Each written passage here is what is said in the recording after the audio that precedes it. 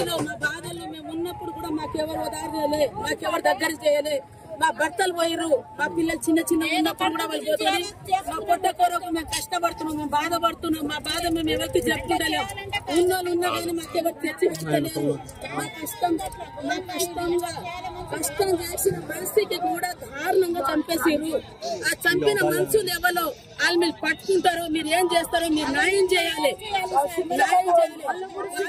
శిక్ష పడాలి. ఒక్క లేడీస్ కి ఇట్లాంటి దారుణంగా జరిగిందని అంటే ఈ ఎక్కడ దృష్టిలో కూడా మేము ఎక్కడ చూడలే. ఎందుకనంటే ప్రస్తుతానికి ఒక్క పాప తల్లి లేదు, తండ్రి లేరు, ఇప్పుడు ఎవరు లేరు. దానికి ఒక్కటే ఉంది. ఇప్పుడు అది ఉన్న దానికి ఎవరు చూసుకున్నారు కూడా దగ్గర చేసే వాళ్ళు ఎవరు లేరు. వాళ్ళ బాబాయ్ ఉన్నాడు, ఇస్కరాప్లా పని పోతాడు, పొద్దున పోతాడు, సాయంత్రం వస్తాడు.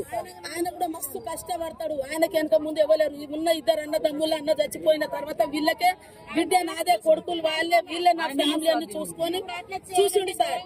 చూసినా గానీ ఇప్పుడు ఆమెకు ఎవరు ఓర్వకుండానో దేవుడో వాళ్ళు ఎవరు ఏం చేసిరో దారుణంగా చేసిరు. ఈ ప్రస్తుతానికి కూడా వాళ్ళకు ఎట్లా జరిగిందో వాళ్ళకు కూడా అట్లనే జరగాలి.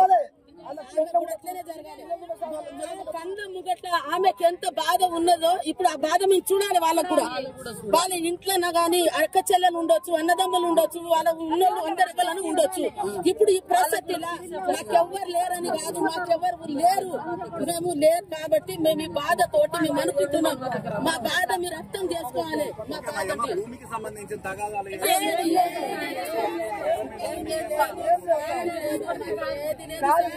మా కష్టం మీద